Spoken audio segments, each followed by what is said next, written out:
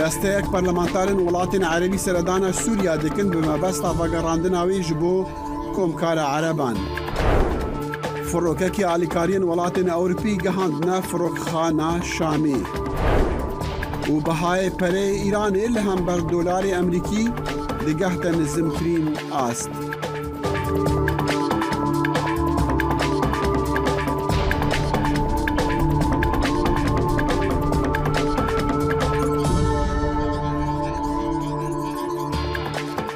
ڕۆژ باش و بخێر هاتن بەرنامەیە کورد کۆنەکشن ji dengê Amerîka niha li Washington demejmêr heftî spêdeya roja duşembiyê ye.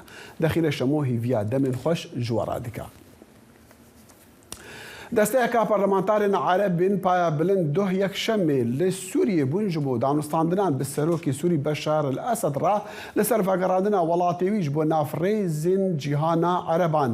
Ev seredan piştî civînekê bû li Bexdayê bi niyaza Komkara Erebî ji bo vegerandina Sûriyê ji bo navrêzên rêxistiya wan tevî şerê navxweyê wêrankir li wî welatî. Endametiya Sûriye di Komkara Erebî de di sala 2011 de hat rawestan piştî ku hikûmeta Esed bi awayekî hovana êrîş kiriye ser xwepîşandanên girseyên li dijî desthelata wî. Her zû ew serhildan bû şerek xwînî yê navxweyî xwînî. Ew desteya Perlemantarên Ereb bi serokatiya Serokê Perlemanê Iraqê Mihemed Helbûsî bû ku zû de ya banga vegerandina Sûriyê ji bo Komkara Ereban dike. هر لێڤی دەمی وەزیرê derveyê Misrê ew jî bi seredanekî geheşt Şamê ji bo danûstandinan digel Serok Beşar el-Esed.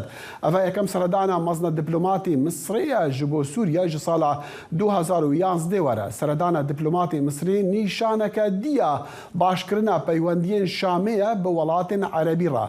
Li Şamê Semîh Şukrî wezîrê derveyê Misrê got seredana me berî her tiştî ji bo piştevaniya mirovaniye û her wesa ji bo gehandina hevsoziya hikûmet û rayedarên Misrê ji gelê Sûrî re. Feysal el-Miqdad wezîrê derveyê Sûrî jî got şandê Misrê hatiye mala xwe. Rayedarên Tirkiye îro duşemê gotin ku artehejek dî li başûrê Rojhilata Tirkiyê de yek kes tê demir û 69 dî jî birîndar kirine. Li heman dem wek beşek a hewlên alîkariyên mirovanî dê pireka esmaniya Yeketiya Ewropî re ji bo Sûriya firokek berhelgir a alîkariyan doh yekşemê li firokxana Şamê ya nêfneteweyî danî. Alîkariya ji 15 welatên Ewropî xîvet û dezgehên gerîmkirinê li gorî daxuyaniyeka çapemeniyê ya Komîsyona Ewropî ev beşeke ji jimareka firînan ku alîkariyan ji welatên Ewropî ji gelê Sûrî re vediguhêzin hem li herêmên dibin kontrola hikûmetê de û hem jî li herêmên li jêr destê komalên rikaberên çekdar de. Hejmara miriyan yên ertehejê ku berî nêzîkî sê heftiyan bû herî bihêz li 6 meha Şubatê pêk hat li Tirkiye û li Sûriye pêtirî 50,000 kesan kuştine. Zarokên ku ji erteja kujek li Sûriye rizgar bûne li nexweşxaneya Idlibê tên dermankirin lê derengxistina netewên êgirtiya gehandina alîkariyên pizîşkî ji bo van deveran bûye sedemê pêtir mirina birîndaran. ئەو زارۆکên ji erdheja wêrankeriya 6 Şibatê li Tirkiye û Sûriye rizgar bûne li nexweşxaneya bajarê Idlib careseriyê werdigirin. Lê hindek ji wan piştî çend rojan ku birînên giran hebûn hatin dermankirin. Televizyona Brîtanî Sky News seredana zarokekê biçûk bi navê Eslan kir. Piştî mirina babê wî ku ew dibin herifîna avahî de parastibû. Ew bi tinê ji nav bi nemala xwe rizgar bûye. Sererayê lingên wî yên perçiqandî mamê wî naxwaze ew bimire. Çima ew çavderiyeke pêwîst nade wan? Ew birîndarin magel û ev zarok û xelke berpirsên rejêma Esed û Sinûran û civaka navnetewî ne? Evî hemî bi nemala xwe ji dest dayîne. Ew tiştekî nizane. Bû min jî ne giring e ez bes dixwazim ev zarok sax bimîne. برین وی هند گرانن کو دکتور دترسن وینا چار ببن لنگین وی جی بکن او دبیجن درنگ ماینا چار روجانیانه توین یک بوی دگهاندن هاریکارین ساخلمیه ده جبووی دوره بوی صدم آمرن و برینداربون زیده تر هر وصا ارتهج بو صدم آوی یکی کو گلک زاروک پیش وقت جدایک ببن. This is because of the late response. اف جه بر برسفدانا درنگه اگر برسف زبوا مده بکاریا گله کسان رزگار بکن اف تشتکی ساده یه از دبیجم تجمن تیدگیهی نمرجم مروف دکتور با یانجی نشترگر با کووه کتی بگه برینن وها اگر 4 حتی 5 روجان درمان نبن ده انجام وان پر خرابن.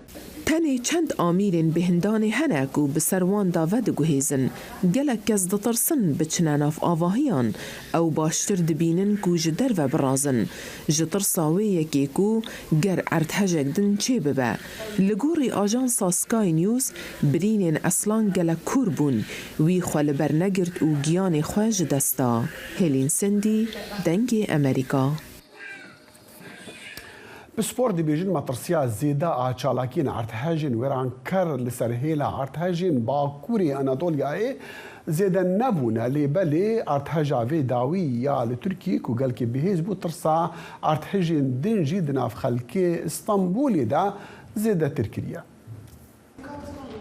بۆ 16 میلیۆن دانیشتوانی ئەستەمبول ئەو زەوی لەرزەیی دای لە باشووری تورکیا و باکووری سووریا لە 6 مانگی دوودا ئەوەی کوژرانی 45,000 کەسی لێکەوتەوە مەترسیەکانی هێناوەتەوە گۆڕێ لەبەر ئەوەی شاری ئەستەمبول دەکەوێتە نزیک ناوچەی هێڵی زەوی لەرزەی باکووری ئەنادۆڵیا. پسپۆران دەڵێن مەترسی زۆری چالاکی وێرانکاری زەوی لەرزە زیادی نەکردووە. Artmadı çünkü tamamen farklı sistemlerden bahsediyoruz. مەترسیەکە زیادی نەکردووە لەبەرەوەی ئێمە باز لە سیستمە تەواو جیاوازەکان دەکەین. دەبوایە بمان گوتوایە کە مەترسی زەوی لەرزەیەک لە ئەستانبول دوای ساڵی 1999 زیادی کردووە. بەڵام ناتوانین بۆ ڕوودانی زەوی لەرزەیەک لە ناوچەی ڕۆژهەڵاتی ئەنادۆڵ بڵێن ئەو مەترسیە زیادی نەکردووە. لە دیمانەیەکی لەگەڵ ئاژانسی فرانس پرێس پرۆفیسۆر دۆگان خەلافەت باس لەوە دەکات و دەڵێت هەرچەندە هەڕەشە بۆ ئەستەمبول زیادی نەکردووە بەڵام شارەکە ژمارەیەکی زۆر لە باڵەخانی kۆنی تێدان کە بەر لە ساڵی 1999 دروست کراون ئەو کارەی مەترسی بنیاتی دەخولقێنێت. Bir depremin önceden belirlenmesi bugünkü teknolojiyle mümkün. ئەو تەکنۆلۆژیایی لەمڕۆدا هەیە ناتوانین پێشوەختە ئەوەی دیاری بکەین کەی زەوی لەرزەیەک ڕوودەدات. ئەوەی لە ڕووی زانستیەوە دەتوانین بڵێین کە ئەوەش بڕێک هەڵی تێدایە ئەوەیە کە دەتوانین بڵێن لەکوێ ڕوودەدات و چەند گەورەیە بەڵام مەحاڵە بڵێیت چ کاتێک ڕوودەدات. ژمارەی دانیشتوانی شاری ئەستەمبول 16 میلیۆن کەسە و شارێکە بەسەر 2 کیشوەردا بڵاو بۆتەوە. هەروەها باڵەخانەی ئێژگار بەرز لەم ساڵانی دواییدا بە ئاسماندا چوون. جا دانیشتوانەکەی دەپرسن ئایا ئەوان بۆ زەوی لەرزەیەکی گەورە ئامادەن؟ Keşke bunu hazır olarak söyleyebilsem maalesef çok büyük bir iş. خۆزگە بمتوانی باە بڵێم ئەستانبول ئامادەیە بەڵام مخابن شارێکی زۆر گەورەیە و دانیشتوانیشی زۆری هەیە هەروەها ژمارەیەکی زۆر لە باڵەخانی تێدایە کە بەر لە ساڵی 1999 دروستکراون. خاکەکەی خراپە و چەندان باڵەخانەی بە خراپی دروستکراوی تێدایە. ئەوەی مەترسی بنیاتیان لەسرە. زەبەداخەوە ناتوانم بڵێم کە ئێمە ئامادەین. ئەو پەیامەی دەتوانین لە ئامارەکانەوە وەربگرین ئەوەیە کە بەڵێ مەترسی زەوی لەرزە لەم هەریمەدا ڕوونە. بەڵام ئێمە دەتوانین ئەو مەترسیانە کەم بکەینەوە. پێویستە ئێمە بەباشی کات بەکاربێنین. لە زەوی لەرزەکەی ساڵی 1999 لەو کاتەوە 23-24 ساڵ تێپەڕیوە. هەر بۆیە نەدەبوو ئێمە بۆ 23-24 ساڵی دیکە چاوەڕوانمان بکردایە. دۆگان خلافەت بەڕێوەبەری ڕوانگەی هەرێمی کاندیلی بۆ زەوی لەرزە لە ئەستەمبول دەڵێت مەترسی زەوی لەرزە لە شاری ئەستەمبول زیادی نەکردووە بەڵام شارەکە ژمارەیەکی زۆر لە باڵەخانی تێدان ئەوانەی بەر لە ساڵی 1999 بنیادنراون.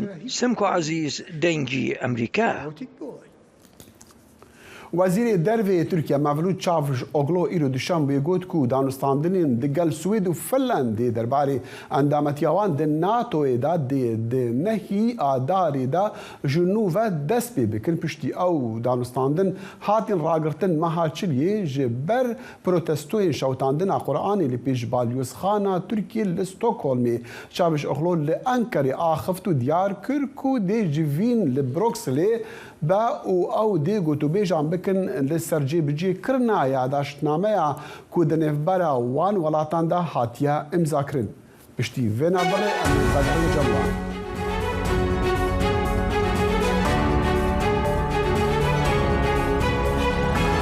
چاوی واشنگتن بەرنامەیەکی هەفتانەیە لە بەشی کوردی دەنگی ئەمریکاوە ئامادە و پێشکەش دەکرێت. من بەڵێن ساڵح هەموو ڕۆژانێکی هەینی لەگەڵ پسپۆڕاندا تاوتوێی گەرموگورترین بابەتی ڕۆژ دەکەین لە پەیوەندی بە سیاسەتی دەرەوەی ئەمریکاوە. لەگەڵمان بن.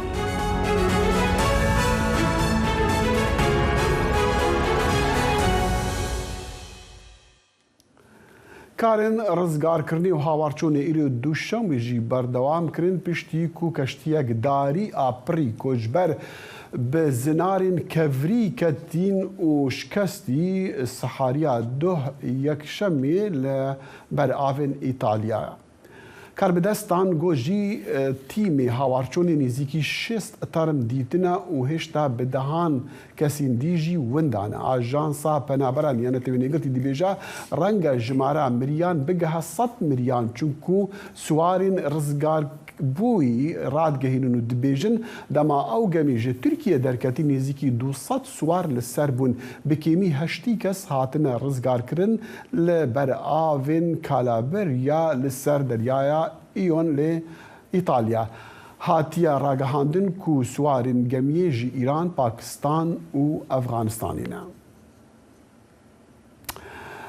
Jimarek navdarî Partî Komarî Amerîka destiyan bi kempênî xwekandîtkirdin kurdwe bû hilbijarnekanî serokayatî li 2024 de. Çendekiyan wekû serokî pêşû Donald Trump û balyozî pêşûyî Amerîka li netewê yekgirtwekan Nikki Haley kempênekaniyan bi hêrişkirdin li ser navenda deshilatdarekanî Amerîka wekû Wezaretî Derve û Wezaretî Bergirî Pentagon destiyan pê kirduwe. Bo têgehiştinî kempênî bem şêweye mîwandarî Dr. صلاحالدین احمد پروفسور لا یونیون کالج لشاری نیویورک دکین دکتور امکاتت باش بیانیت باش یعنی کمپینی او ها بتایبتیش که دویلی و پیر بیستمان که سروکی پیشو دونالد ترامپ با اشکرایی پلاماری پنتاگون وزارتی دروا دا و بشویک دلی که یعنی دسلاده یعنی ربرایتی استوا خریک شری سیمی جهانی دست پیدا کردن. يعني امشي وكامبينا شلون تيجي جناب بو امشي وكامبينا شيا بله دار كامبينا شي زور باستراتيجيه راستي اداري بايدن او يششي بو بابلين ترامب ولانغراني ترامب اسانتر كدو بواك بشگيري كي تراديك بمرجي حكومتي كيف دكات بهمشتكوا بيارمتي مالي چەکو تەقەمەنی ئەوانە لە کاتێکە ئەو مەسەلەیە وەکو زۆر مەسەلەی تری سیاسەتی دەرەوەیی یەکێک لە خاڵە هەرە سەرەکیەکان نییە بۆ دەنگدەری ئەمریکی. ئەو شەڕێکە ئێستا بەڕێوە چێ لە ئوکراین یان مەسرفێکی ئەجگار زۆری هەیە هەر کاندیدێک پەنجە بخاتە سەر ئەو مەسەلەیە وە ژمارەکان زیاتر باز بکاتەوە کە تا ئێستا ئەو کۆمەکە لە ماوە یەک ساڵە بۆ نمونە گەیشتووەتە چەند کە گەیشتوێتە بە هەموو شتێکەوە گەیشتوێتە نزیکەی 77 بلیۆن دۆلار ملیار یان ملیۆن ئەگەر ئەوان لەسەری بخوێنن هەر با بڵێن هەر کاندیدێک حتمەن لە زەرەری بایدن و هەڵبژار بەڵام نەک هەر زەرەری بایدن و دیموکراتەکان دەبێت حتا کۆماریەکان ئەوانەی کە پشتیوانی لە شەڕەکەن دیارە ئەم بابەتە لە قازانجیان نییە بەڵام دکتۆر سەلاحەدین دەمێ یعنی ئەوە تێ بگەم ئێستا سەرۆکی پێشوو وەکو چۆن وەزارەتی دەرەوە پنتاگۆنشی کردووە بە ئامانجی خۆی و پەلاماریەندە و دەڵێ کاریگەر نەبوونە یانش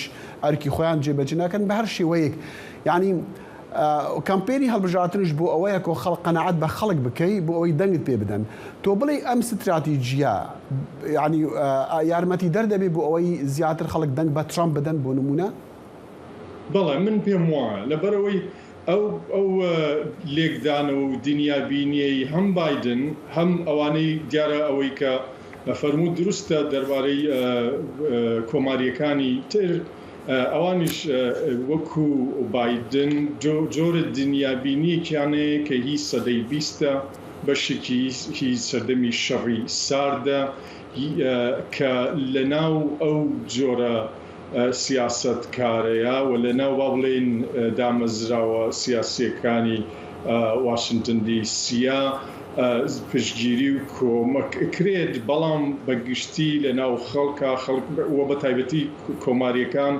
کەمتر ئەیانێ ڕۆڵی دەستێوەردانی حکوومەتی ئەمریکی لە وڵاتان کەمتر بێتەوە و زیاتر تەرکیزی لانی کەم یەکێکە لەو شتانی کە لە ڕاپرسیەکانە زۆر بەڕوونی دەرەکەوێت کە زیاتر تەرکیزی سیاسەتی ئەمریکی لەسەر ژیانی خەڵکی بێ لە ناو ئابووری خودی ئەمریکا بێ ئەمە لە لایەکی تریش ئەومان بینێتە هەر شەڕێک هەر جەنگێک کە وڵاتە یەکگرتوەکانی ئەمریکا بوو بێت بە بەشێک لەی لە 1940ەوە لە شەڕی جیهانی دووەمەوە شەڕێک بووە کە وەها قەناعەت بە خەڵک کراوە کە ئیتر بە دروست یا بە نادروست کە مەترسی لەسەر خودی وڵاتە یەکگرتوەکانی ئەمریکا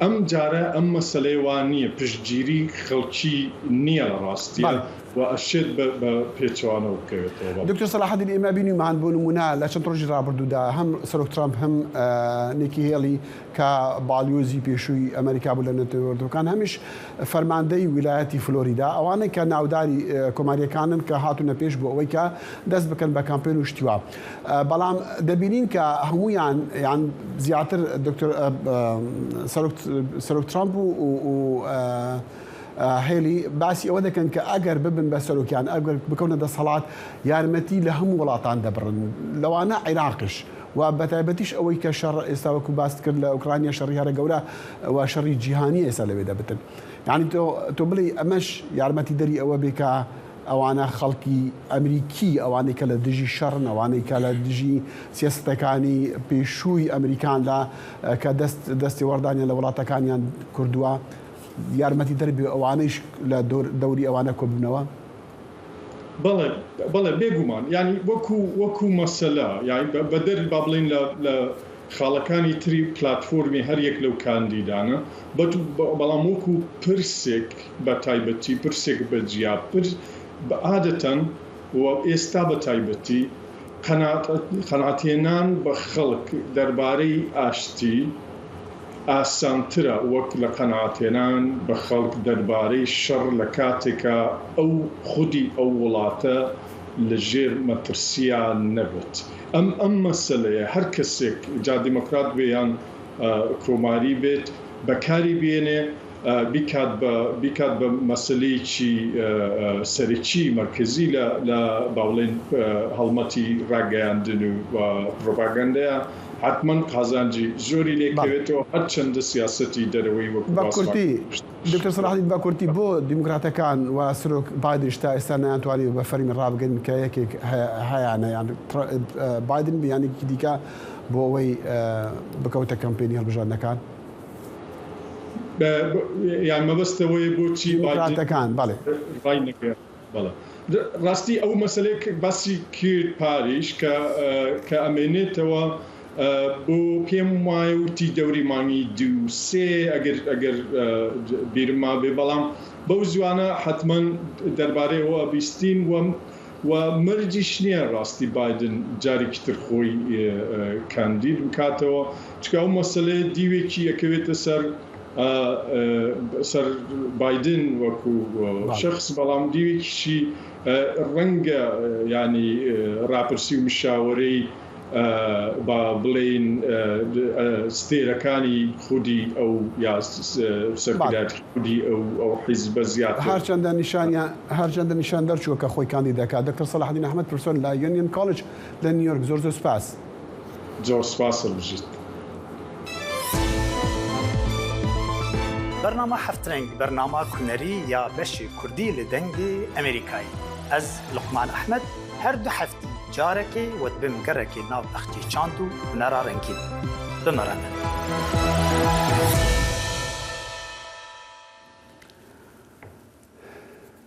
دقل علوزين كورادر إيراني راستي واناد بن داكتنا بهاي بري إيراني جيدك بسر نزمبونا بهاي تومني بريجيك بلند بو جدامي دا سبيكرنا خو بيشاندان لديجي دا صلادارين أولي بيتر هو الكاري لجم بالين صالحا بالين فرمو سپاس دەخیل ئەلبەتە ئەمە یەکەمین جارە بەهای دراوی ئێرانی بەم شێوەی ئێستا لە بەرامبەر دۆلاردا دابەزێ ینی ئەلبەت بمانێ و نەمانێ کۆمەڵە فاکتەر هەیە یەکێک لەوانە دەشێت ئەو هەوڵە بێ کە دەدرێت بۆ سنووردارکردنی ناردنی دۆلار لە عێراقەوە بۆ ئێران. جا بەپێی ئەو ڕاپۆرتی کە ئامادە بکردووە خەڵکی ئێران لێرەدا گرنگە قسەی خۆیانیان هەبێ هەڵبەتە لەو ڕاپۆرتەدا خەڵک باسی ئەگەر و نەگەرەکانی خۆیان دەکەن. حەزەکەم ببین ئەو ڕاپۆرتە بەیەکەوە سەیریەکەین. دارمانی نرخی تومەنی ئێرانی لە بەرامبەر دۆلاری ئەمریکاییدا گورزێکی تری کەمەشکێنی لە ئابووری کۆماری ئیسلامی ئێرانداوە و بە ئەندازەیەکیشە کارداران هیچ بەرچاوڕوونیەکیان لەبەردەمدا نییە بۆ ئایندەیەکی دوور و نزیکیش. ساڵی پار هێشتا ئابووری باش بوو لە دوکانەکەمدا کارداریەکم هەبوو یەکێکی نوێشم کردەوە بەڵام ئێستا ڕەوشی ئابووری بە هیچ شێوەیەک باش نییە و کەسیش نازانێت چی ڕوودەدات. زۆرێک لە وڵاتیانی ئێرانی دەخوازن و هیوادارن بتوانن پارەکانیان بگۆڕنەوە بە دۆلار لەو شوێنانەی ئاڵوگۆڕی دراوی تیادا دەکرێ. ئەم هەوڵەش لە کاتێکدایە زۆر بەشیان ترس و نیگەرانی دایگرتوون لەسەر ئەو پاشەکەوتەی کردویانە کە لەوانەیە پاشەکەوتەکەیان نەتوانێ لە مایە پوچبوون ڕزگاریان بکات. سنوورێک بۆ پشودریژەمان هەیە دەتوانین تا سنوورێکی دیاریکراو بەرگای سەختیەکان بگرین و ئیتر کە ئەو سنوورە تێپەڕێ خەڵک هەڵوێستای دەکەن و دەپرسن ئەی باشە چی بکەین لەوانەیە نرخی دلار بگاتە 1 میلیۆن ریال ئیتر چۆن بژین ئەم گرانیە تا چەندی تر و تاکەی بەردەوام دەبێت. هاوڵاتیانی ئێرانی دەڵێن لەم ڕەوشە ئابووری وڵاتەکەیاندا ئەگەر خاوەنی بە ملیۆنان ریاڵی ئێرانیش بن هیچ سوودێکی نییە چونکە دراوەکەیان توانایی کڕینی کاڵا و پێداویستی ڕۆژانەکانیشی نەماوە.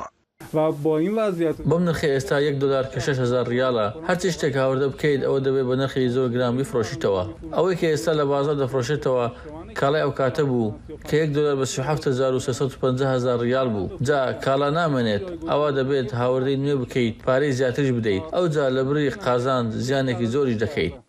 لە مانگی یەکی ڕابردوودا ڕێژەی گرانی گەیشتە لە 53 و لە دەدا 4 لە کاتێکدا 2 ساڵ لەمەوبەر ئەو ڕێژەیە لە 141 و لە دەدا 4 بووە بە پێی نێوەندی ئامارەکان لە ئێران. ئەم ڕەوشە خراپە ئابووری ئێران هەندێک بۆ تووڕێی و ناڕزایی هاوڵاتیانی ئێرانی.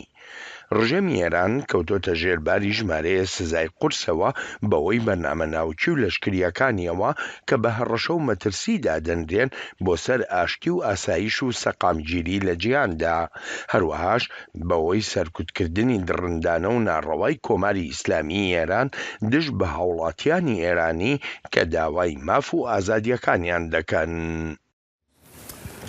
بەڵێن دوێنێ و پێرش بیلیمان کە هەواڵ هەبوو کە وێنەش دەرچووکە ئێران موشکی مەودا هاوێژی درێژی بڵێن هەبووە هەڕەشە دەکات لە بەرژەوەندەکانی ئەمریکا بەڵام ئایا بەرژەوەندی ئۆروپیەکان باز دەکرێت لەوەدا؟ لەگەڵەوەدا دەخین کە دەسەڵاتدارانی لەشکری و بەتابەتی پاسدارانی کۆماری ئیسلامی ئێران ینی جەختیان لەوە دەکردەوە کە ئەوروپاییەکان لە شوێنەکانی خۆیاندا بمێنەوە وەک ئاماژەیەک بەوەی کە هیچ مەترسیەکیان لەسەر نییە و زیاتر جەختکردنەوەیان لە بەرژەوەندیەکانی ئەمریکا بۆ لە ڕۆژهەڵاتی ناوەڕاستدا بەڵام لێرەدا خاڵێک گرنگە پێویستە بێنینەوە بەرباز هاوکاتی خۆپیشاندانەکان لە شۆڕشی ژینادا زۆر جار ئایەتوڵا عەلی خامنەیی وەلی فەقێ لە ئێراندا جەختی لەوە دەکردەوە کە ئەوروپاییەکانیش دوژمنن لە چ ڕوانگەیەکەوە لەو ڕوانگەیەوەی کە ژمارەیە سزای نوێیان سەپاندە سەر کۆماری ئیسلامی ئێران ئەمەش ئەلبەت وەکو هۆکارێکدا دەنرێت بۆ ئەو گرانیەی لە بازاری ئێراندا دروستی کردووە و هەروەها بۆ دارمانی نرخی دراوی ئێران هەر کەسێک لەگە بەرژەوەندیەکانیان نەبێ بە دوژمن و نەیار دایدەنێ. باسی باری ئابووریت کرد ئەوەی کە یەکێک لەوانە نرخی هەبەت پارایە هەندێک کەس دەڵێن کە خۆپیشاندنەکانی ئەم دوایی کە لە ئێرانە ڕووی دەبن پەیوەندی بە باری ئابووری خەڵکەوە هەیە. بەڵێ نکوڵی ناکرێت لەوەی کە بەشێک لە خۆپیشاندانەکان پەیوەندی بۆ ڕەوشە ئابووریەوە هەیە پەیوەندی بەو داڕمانە دراویەوە هەیە کە زیانێکی زۆری لە بەتایبەتی لە چینی مامناوەندی داوە لە ئێراندا بەڵام خاڵە هەرە سەرێکیەکە کە لە زۆربەی هەرە زۆری خۆپیشاندانەکانە جەختی لێ دەکرایەوە بەتایبەتیش لە شۆڕشی ژینایە دروشمی مردن بۆ دیکتاتۆر مردن بۆ ئایەتوڵڵا عەلی خامەنەئی داواکردنی گۆڕانکاری ڕژێمی کۆماری ئیسلامی ئێران ئەمانە زیاتر باڵیان کێشاوە بەسەر خۆپیشاندانەکاندا نەک ئەوەی تەنها هۆکارەکە لەبەر باری ئابووری بێ ناڕزایی گەلانی ئێران و خەڵکی ئێران لە شقامەکاندا زیاتر جەختکردنەوەی بۆ داواکردنی ئازادی و مافەکان. بگەڕینەوە بابەتی هەڕەشەی ئێران بەتایبەتی لە دژی ئەمریکا و لە دژی کار بدەستە باڵا بەرزەکان لەوانە سەرۆکی پێش و دۆناڵد ترامپ و بینیمان دوێنێ هەواڵەکاندا ئەمریکیەکان وەڵامێکیان هەبوو تا ئێستایان نەمان بینیوتە من خۆم ئەوەی من ژاگادار بمە تا ئێستا هیچ بەرسەوێکیان نەبووە و ئەو جۆرە هەڕەشانە بەتایبەتی لە کۆماری ئیسلامی ئێرانەوە نەگەر بۆ ئەمریکا تەنانەت بۆ وڵاتانی ناوچەکە یا بۆ شوێنەکانی تریش ئێجگار زۆرن یەکێک لە لێدوانەکانی ئێرانیەکانەوە بوو دەڵێ ئەگەر بیان ویستایە کاتی خۆی کە قاسم سلێمانی کوژرا لە بەغدا ئەگەر بیان ویستایە دەیانتوانی بە هەزاران سەربازی ئەمریکایی لە بنکەی لەشکری عین الئەسەد بکوژن بەڵام زیاتر ئەو جۆرە هەڕەشانە دەچێتە خانەی ئەوەی کە چاواشەکردنی خەڵک بێت لە ناوخۆیە و نیشاندانی جۆرێک بێت لە هێز کە ئێران دەوێت پیشانی بدا بڵێ بەڵێ من بەهێزم. سوپاس بڵێن. سوپاس بۆ تۆ دەخیل. وەزارەتە دەرڤە چینی گوت و چین هەرتم پەیوەندی بە هەموو ئالیین ناکۆکیین شەڕی رووسیا و ئوکرانیا ڕە هەیە دنافواندا کیف پایتەختی ئوکراینی لە ئیرۆ دوشەمبێ پەیفداری وەزارەتە دەرڤە چینی گوت هەلوەستا چینێ دە دەرباری کریزا ئوکرانیادا پڕ زەلال و هەفگرتی و هەفسەنگە وی گوت ژی بەرژەوەندیە مە یا بنگەهین ئەوە کو ئەم دانوستاندنین ئاشتی و چارەسەریە ئاشتی ژی کریزێ ڕا پێش بێخن لە ڕۆژە ئەین سەرۆکی ئوکراینە ڤلادیمیر زەلەنسکی گوت کو ئەو پلان دکە کو بە سەرۆکی چینی شی ژینپینگ ڕا بجڤە لێ نەگوت کەنگی و لە کو دەرێ وێ هەف بدیتن پێکوەرە. وزیر دەرڤەی ئۆکراینە دیمیتری کولێبا دۆ یەکشەمێ لە کیڤ پێشوازی لە هەفتای خۆی عەرەبستانە سعودی کرد. وەزیری دەرڤەی عەرەبستانە سعودی فەیسەڵ بن فەرحان ئال سعود دە کۆنفرانسە ڕۆژنامەوانیدا لە پایتەختی کیڤ بە بەشداریە کولێبا بوو. وەزیری دەرڤەی ئۆکراینە گوت کو پەیوەندیên هەردوو وڵاتان دوعالی و هەمەجۆرن لێ دە هەمان دەمی دەژی پەیوەندیên هەرێمینە کولێبا وەزیری دەرڤای ئوکرانی دەبێژە و وڵاتی وی و عەرەبستانە سعودی دێ بە حەڤڕا لە ڕێکن بەهێزکردنا هەلوێستên هەفبەش لەسەر ئاستی جیهانê دە سەرێواندا لە ئەفریقا jî بگەڕن. دەربازبوونا ساڵێکی دەستپێکردنا شەڕی لە ئوکرانیا دەلیڤین پێترین ئالیکاریین لەشکریە نوژ بۆ بەهێزین بەڕەوانیە ئوکرانیادا دانە هەلبەت و لە هەماندەمیژی هۆشداری ژی چینێ ڕا کو ئەنجامین ئالیکاریین وێیên چەکان ji رووسیاوە wê خراب بن. Dema ku şerê li Ukraynayê dikeve sala xwe ya duyemîn, Ukrayna dibêje ku ew êrişên dijwar yên Rûsî li eniya rojhilat paş vedixe. Dema ku alîkariyên leşkerî yên nû digihin wan. Roja înê yekem beşa tankên girîng yên Leopard 2 ji Polonyayê gihiştin Ukraynayê. Rêberên me yên leşkerî yên paya bilind bi rastî bawer dikin ku tiştên ku herî zêde pêwîstiya wan niha heye şanên zirxî, şanên topan û şanên berevaniya esmanî ne. Evin ew tiştên ku em bawer dikin ku ew dêt hefte û mehên pêşiya me da li vê derê bi rastî pêwîst bin ji ber ku Rûsya ji bo operasyonên êrişkar yên nû xwe amade dike. Rêveberiya Biden dibêje ku ew yek ji ambargoyên xwe yê herîn girîng heta rêja îro li dijî Rusyayê derdixin. Pakîta nû zêdetirî 200 kes û kampaniyên din hem li Rusyayê û hem jî li welatên din dike armanc. Yên ku bi piştevaniya şerê Rusyayê têne tawanbarkirin wekî Çînê. û min got eger hûn piştevaniya vê hûvîtiyê bikin dibe ku hûn bi heman encaman re rûbirû bimînin. Biden û rêberên Grupa Heft online roja ênê tigel Zelenskî civiyan û sozdan ku ev dê piştgiriya darayî û leşkerî bi qasî ku pêwîst bike xurt bikin. Li Kiyevê Zelenskî xelatên devletê yên pehelkefta salvegera destpêkirina şerê da pêşkêşî berpirsên olî yên leşkerî kirin. Netewên Yekgirtî dibêje 13 milyon Ukraynî ji malên xwe hatine derxistin. 8 milyon ji wan penaberin li Ewropayê. Di wê naberê de Ukrayna neçare ku bajarê Baxmutê yê rojhilatê ragire. Fermandarê hêzê vê yên bejayî diçe vê derê da ku bi xwe alîkariya rêvebirina berewaniyê bike. Dema ku Rusya hevil dide ku vî bajarê dorpêş bike. Raporta Patrick Rivel, Cet û Zel deng Amerîka. دەنگی ئەمریکا سەرچاوەی متمانە پێکراوی هەواڵ و زانیاری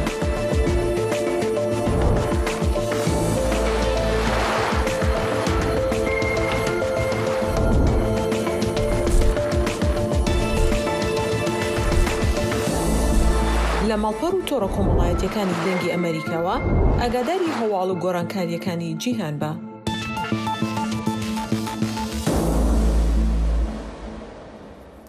بەری ئارتژێن سەرێ vê mehê li Tirkiye Serokê Tirkiye Recep Tayyip Erdogan rijdî dikir ku hilbijartinên giştî ew wê pêş bêxetevî dijatiya layerên opozisyonê. Erê piştî artêjê û zêdebûna krîzên aborî li Sûriya li Tirkiye biborên Erdogan dê her karî bike ji bo pêşxistina demê hilbijartinan.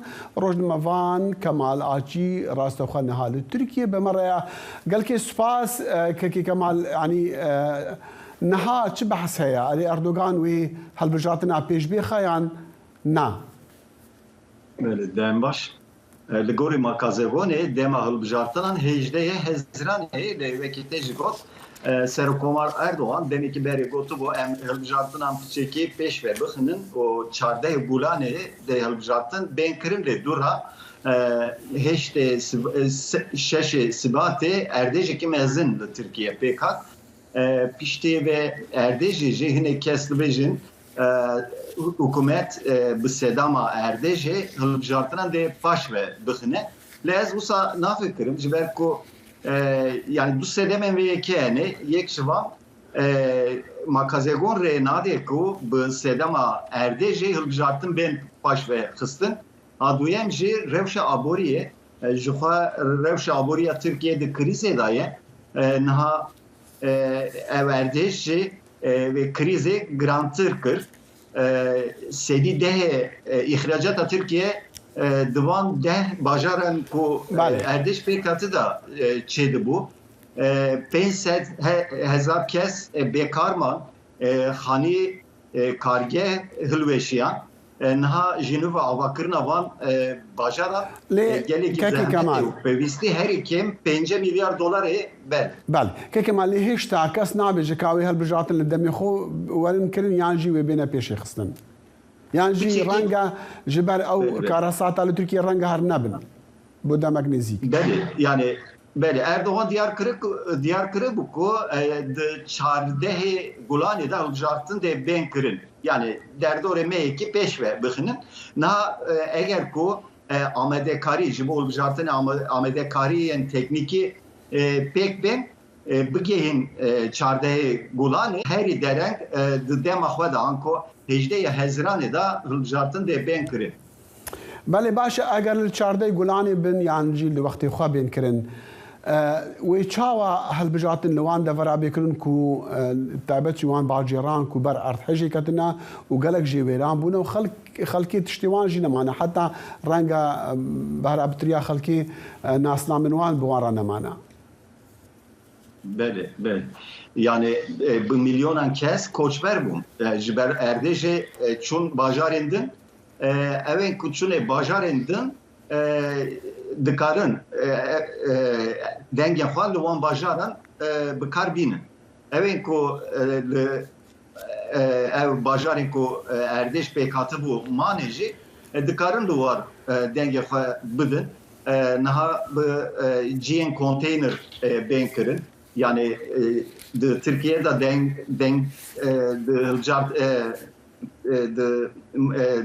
dibistan da daha pêk kirin lê dibistan hemû hilweş yani ji ber wê hikûmet dikare yani ciyên nû çê bike ciyên konteyner ev kesên ku li war manê ev dikarin li wan ciyên konteynerê da dengê xwe bidin evên ki çûne bajarê din jî li wir dikarin dengê xwe bidin desteya bilinda hilbijartinan dibêje ez dikarim hemû van amadekariyan xwe temam bikim û hilbijartinê dema hilbijartinê da ew amadekariyê min pêk be. Opozisyon çi dibêje? Helwestê wê çi ye? Belê yani opozisyon dixwaze hilbijartin di dema xwe de an ku 18 Haziranê bêkirin eger ku hikûmet bixwaze di çardeyê Golanê de hilbijartinê pêk bîne opozisyon li dijî vê yekê dernakeve lê opozisyon naxwaze ku di dema xwe de paş ve biçe hilbijartin. Yani her kim di 18 Haziranê de opozisyon dixwaze ku hilbijartin bên kirin paşxistina hilbijartina ne yasayî dibêje hilbijartin opozisyon paşxistina hilbijartina tê maneya darbeyekê siyasî.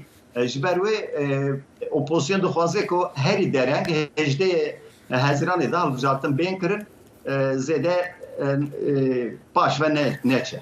Belê Kurd çi dibêjin? Helwestê Kurdan çi ye? Taybet jî lanên ku partiyên mezinên ser bi Kurdan yani piraniya Kurdan weke HDP helwestê wan çi ye? Yani HDP jî di nava opozisyonê da ye HDP jî di heman fikrê da ye yani hilbijartin di dema xwe da 18 Haziranê de bên kirin eger ku hikûmet piçekî pêş ve bixîne û çardeyê Golanê da pêk bîne HDP li dijî vê yekê jî dernakeve. Lê HDP jî wekî partiyên din naxwaze ku hilbijartin paş ve bêxistin yani ji ber ku magazekona Tirkiye jî rê nade ku yani hilbijartin sedema erdê bê paşxistin ev ne tiştekî yasayî ji ber wê HDP jî partiyên din opozisyonê jî li dijî vê yekê derdikeve. Tu bardikî rêjeya beşdarîbûna xelkê ji bo dengdanê zêde be yan kêm be bêguman wê kêm be ji ber rejima ne wilo ye? Ya ez bawer nakim ku kêm be yani her hilbijartinan da derdorê sedî heştê û pênc beşdarbûn pêk tê divê hilbijartinê da derdorê sedî heştê ez bawer dikim ku beşdarbûn çêbe. Rojnamevan Kemal Afçî rastexwe ji Tirkiye bi me re bû em gelekî spasiya te dikin. Ez spas dikim. Zêdetirî sed serkirdeyên partiyên siyasî Kurdistana Îranê çalakvan û bi dehan kesayetiyên Kurd di civîneka berfireh de li bajarê bûn li Almanya gihana hev û nêrînên xwe anî ziman bi mebesta rêkeftinê li ser bername û platformeka berfireha hevbeşa Kurdên Îranê. Yek ji beşdarbûwan Abdullah Hicab lêkoler û çavdêrî siyasî bû ku niha ew rastexwe ji Nerwîcê bi meraya kekî Abdullah Dembaş spas bû demê we ev civîn bi biryara kê bû û çi karnameyan platform ji re hebûn? Dema we baş silav rêz bû bînerên hêşa belê vek ve bas kir civînek bû ku têde zêdeyî sed kes çalakvanên siyasî û serkirdeyên hin partiyên siyasî bi taybet partiyên ku di navenda hevkariya hêzên Kurdistanî yani Partî Demokratîk Kurdistanê Îran ya Hizbê Demokratîk Kurdistanê Îran û komele bûn beşdar bûn. İnîşiyatîv ya rêxistineke bêjin civaka sivîla Kurd bi navê rêxistina cîhaniya Kurd bû ku hin çalakvanên siyasî Kurd destpêşxeriya wî kirine lê bi awayekî giştî hizba komele partiya komele bû ku hîmdar û piştîvanê serekiya vê hereketê bû lê beşdar ji her alî bûn. Baş encam niqaş hatin kirin encamek taybet jê derneket bilî ku niqaş hat nekirin hindekî zêdetir روناهی کت سر یا بجن تیش کت سر پرسکرین کویرو هی او شورش جینا چیه بچاوی سرکت ارکار اکسنن سیاسی چیه ارکار روشنبیر و اکادمیسیان کرد چیه بچاوی بانم به هوره هاوکاری بکن لی در روژه ویده نبود و انجام جدا جوی درکه و زیدتر در برین و راجهاندنا هلویستا پارتین سیاسی و نیرینا هند اکادمیسیان کرد بو لسر روشانها و کچه پیوسته برکره هناك لأنا غازنده كربون يعني غازنده هابون كنا هاتنا غازي كرن راست بو و غازي كرن بو بشداری از باورم همو علی هاتم غازي كرن لی نک به مافیو یکسان یعنی بشدار بون ده پلاتفورمن آخافتنه ده گرنگ بو و دویر در رینه هاته بودن که همو پارتین سیاسی بشدار بون با اوه که دیار برای برین پروگرام گوتن که هم پارتیا جیان آزاد کردستان پژاک هم رقصنا خبات یا پارتیا خبات پارتیا آزادیا کردستان و کماله حزب کمونیست پارتیا کمونیست هاتمون گازی کرن هاتمون دعوت کرن لی وکو میوان مشخواه پارتین سیاسی نخوادی نیرینن یعنی وکو بشتار نپیویسته که برین وان پارتیا بک بشتار دین بیوکو مافیا خوافتنی هده مافیا خوافتنی وان نبون بله كاكي حجاب از بسيارة عندي بكمكاني بوچونا كجشتي لسر روشا ايراني نها جوي كونفرانسي جي خلكن بجار تشبو لبري وين عم تخاص از بفرسم بشتي مثلا شورشا جينا اميني لايراني مثلا جنان دركتيا قالك دركتيا بيش رولي وان في جيفيني دا تشبو و تشجوان را هاد غوتنو جي شورشا جنان را نلقو رافشي بو جن هبون جن تشالكوان هبون احطن باش كرن و نوا رقصن سیاسی کرد در به رقصن سیاسی کرد جنین چالاک هنه جنین بتوانه هنه جنین کشیانه ون هنه دین نلگو رفته بود نلگو به هویه بکن ها جواک شورشا جنیل روشلاتا کردستان داخواسته که او یک لکیماسیان حرکت کردی بگشتیه و به طیبت آلیان بشتر نوانده هاوکاری بخوشی باستکن که دوی آلی دا کیماسیون هنه یعنی آلی بشتر بونا جنا و دیار بونا جران شبر کو جنین وانی چالاک هنه جنین چالاک دوان ریختناده هنه جنین روشنبیر و تیگیشتی و لیزان هنه دوان ریختناده لی کلتور سیاسی نه او کلتور بیا که حتی نها وان جنا بده پیش او یک کیماسیه بو که هنه هاتا روشبه در بیوی پارتین سیاسی دماتین و باسی مثلا سیاسی کش خود به هم دیالوگی بکشه برکو شورش کنه ها به واژه یک سیاسیه به واژه سیاسی اکثر سیاسی اکثر سیاسی بشک همون بشک نبود او یک کیماسیانه کو ایدی کم ده پیش روزه ده هندک ریچاره شره بینه که عبدالله وان جدروج البوري ما بهيس جداهية قال كي مازنها بدني في برادو لعن سركين بارتين سياسيين روشلا دا اوجي لسر مثلا كاجر وكو ايراني تيكوشوني بكند في روشان هذا يانجي وكو كرد جدا يانجي بهنك لعن تايبات رون يانا يعني او كيش دركت في جيفيني دا يانا و که کشانه لی وکو برس هنش و دو پارتین سیاسی نه یعنی نوانده هاوکاری جو دو پارتیان فکر حزب دموکرات و کماله بله هل بدنی برار دو آدمو بله اگر پرسکری که یعنی اگر حمود نیرین و وکیو باش خود بنا یک پارتی او دو پارتی نه دو بنگه سیاسی جدا هنه دو بنگه فکری جدا هنه درخصنین جدا هنه لو ماجی گلک آساییه کو نیرین جدا هبن لی نها هند برسیم وکو پرنسیپ هاتن روشه و نها حول که هاو بندیه که هاو پیمانیه چه بد نابر هیزن اپوزیسیونه و بشکل وان هیزن اپوزیسیونه او بشه اپوزیسیونه که نیرین اول سر دموکراسی تشتک جدایه فرس اوانیا سرکیه با که رژیم انها اره او پشتکی گشته گلک باشه شی لی چتی جیوی نها او حول دادن که بسا نشان بدن که بوان نگیرنگه که چتی جیه رخصه کمار اسلامی هم اوه کمار اسلامی هره دور در نیرین جدا هنه نیاز باورم دیالوگ شده بونه هنده که او نبا پرسکری که جدی پیش روژی دریخه پیش روژی اشکره بکه کانیا و پرسکری که بین چهار سر کرده آن یک کورد در ببر که عبدالعزام تنیزی که لعن سیاسی و پارتین سیاسیین روش حالاتیم آگه داری وینه لیم دخواست بزام تیگهشتنا تا آگشتی جبو تیگهشتنا آگشتی آوان پارتیا جبو روشان نها لإيراني وبتايبت جي شوي خباطة واستراتيجية كردان جوابو بنيرين من هندك نيرين يا بيجن للنيزيك بونك هندك خوشبينانه هي خوشبينانه كو هندك كمان جنراليزم سياسي هندك دور دكاز نابيجم وكورخ ناس بينا بيجم لاز وکو راستیک و از دبینم وکو از دبینم از وکو راستیک دبینم که هنکی خوش به خوشبینی تماشا دکن یعنی رژیم سروبندش ناچونه و شخواب او کارای حد بمشه او بچاوایی کار بکن یا کو پیوستی پی یا کو از دبینم نه پیوستی پی دمک نزدیک ده پیوست کو دیالوگ یک دناورا همو پارتیان سیاسی بجداتی هم پارتیان کو دناوند هاوکاری دنه و هم جی پارتیان کو دناوند هاوکاری دنین به هور دیالوگ یک بکن او دیالوگ جاری نهاد اسپیکری لی نگیشته آسته که کو هیویه بدمه به تایبت دیالوگ دناورا پژاک و ریخستنه ده پارتی آزادی ریخستن خبات و کمال حزب کمونیست گرینگن اون اکترین تبجرا سیاسی کردن روشالات کردستان دو به بمار دیالوگ جدیدتر هبه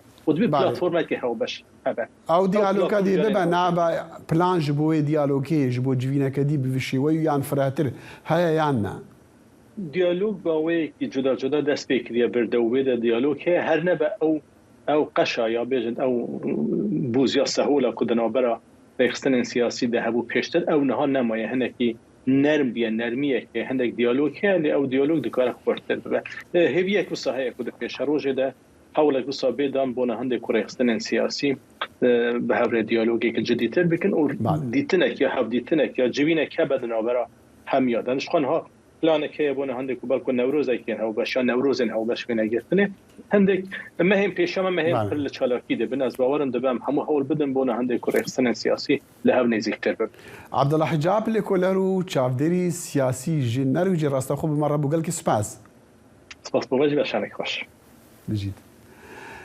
کۆمپانیای نۆکیا نووترین مۆبایلە زیرەکەکانی بە بودجەی کەم نمایش دەکاتن کە کڕیارانیان بکڕان دەتوانن خۆیان تێلەفونەکانی خۆیان چاکی بکنەوە کە هەریەکیان لە کەمتر لە 200 یورۆ پارەی یۆرۆیە هەروەها ڕایان گەیاندووە کە یەکەم هەنگاویش دەنێتن بۆ گواستنەوەی بەرهەمهێنانی بۆ ناو ئەوروپا.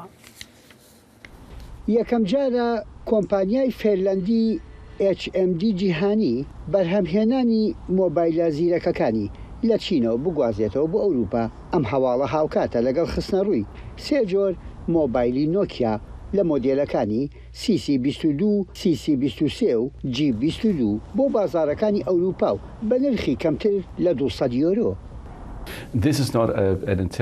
ئەمە هەوڵێک بۆ دوورکەوتنەوە لە چین نییە. هاوبەشی زۆرمان لە چین هەن و ئەوان هێشتا دەبنە بەشێک لە بەرهەمهێنانمان.